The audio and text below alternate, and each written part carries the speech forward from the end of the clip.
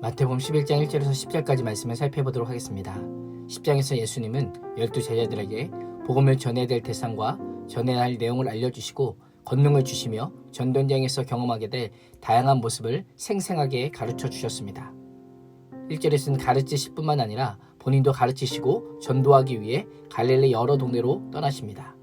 예수님은 제자들에게 명령만 하시는 분이 아니십니다. 선교가 무엇인지 직접 몸소 보여주시는 분이십니다.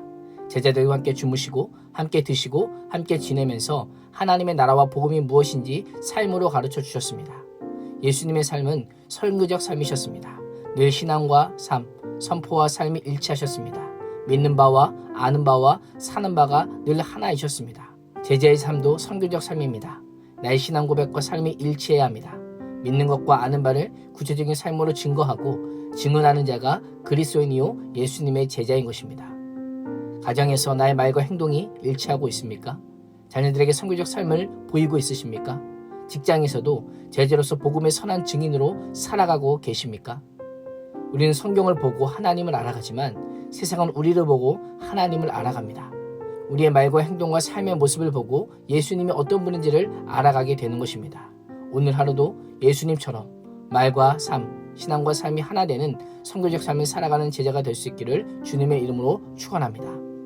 2절에서 6절은 세례 요한과 예수님 사이에 오고 간 대화를 기록하고 있습니다.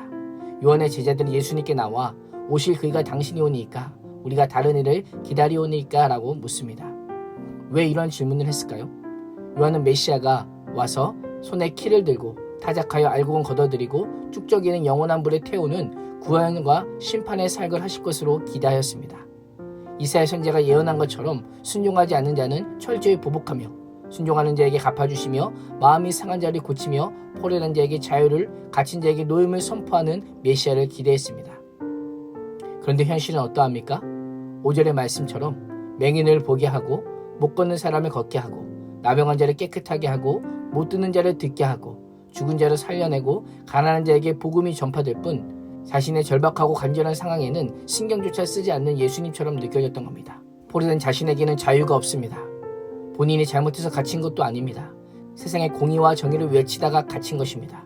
메시아라면 이렇게 갇힌 나를 분명히 돌아볼 것이다. 나의 이 아픔과 절박함을 분명히 기억할 것이다 라고 생각했습니다. 죄에 대한 심판자로서의 메시아를 기대했지만 불의한 정치인을 그대로 두고만 보고 계신 것입니다. 메시아가 오시면 이스라엘을 로마의 앞에서 구원하고 다윗시대의 영광을 재현할 것을 기대했지만 예수님의 사역은 요한이 생각한 메시아의 모습과 너무 동떨어져 있었습니다.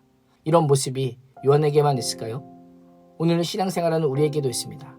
나의 긴박함과 다급한 상황이 예수님의 때와 맞지 않는 때가 있다라고 하는 것입니다. 하나님의 일하심의 때와 방식이 나의 기대와 다를 때가 있습니다. 이럴 때 어떻게 해야 될까요? 신앙의 의문이 계속될 때 어떻게 이 문제를 풀어야 될까요? 6절은 이렇게 말씀합니다. 누구든지 나로 말미암아 실족하지 아니하는 자는 복이 있도다 하시니라. 인생의 문제와 난관을 만나면 나의 문제와 고난과 어려움이 하나님께서 일하시고 역사하실 기초가 되어야 된다고 우리는 생각합니다. 예수님의 제자들처럼 제가 풍랑으로 인해 죽게 되었는데 왜 돌아보지 않으십니까? 이렇게 목 놓아 부르짖는데 왜 응답하지 않으십니까? 라고 할 때가 얼마나 많이 있습니까? 제가 힘들어하는 것 하나님 보시고 왜 잠잠하십니까? 라고 하면서 하나님께서 일하실 기초를 나의 상황과 환경에서 우리는 찾습니다. 예수님께서는 나의 간절함과 절실함이 하나님의 때와 방법과 일하심과 달라도 실족하지 말 것을 명령하고 계십니다. 내가 원하고 바라고 기대한 대로 응답되는 것이 복이 아니라 실족하지 않는 것이 복이다 라고 말씀합니다. 어떤 결과에도 넘어지지 않는 것이 복이라는 것입니다. 진짜 복이 이것입니다. 내가 원하는 것을 받는 것이 아니라 하나님께서 주시는 것을 받는 것이 복입니다. 내가 받고 싶은 것을 받는 것이 아니라 하나님이 복인 것입니다. 하나님은 우리가 하나님을 아는 만큼 복 주십니다. 오늘 하루도 하나님 한 분만이 우리 삶에 복이 되고 하나님께서 주시는 것이 복이 되는 은혜를 누리시기를 주님의 이름으로 축원합니다. 기도하겠습니다.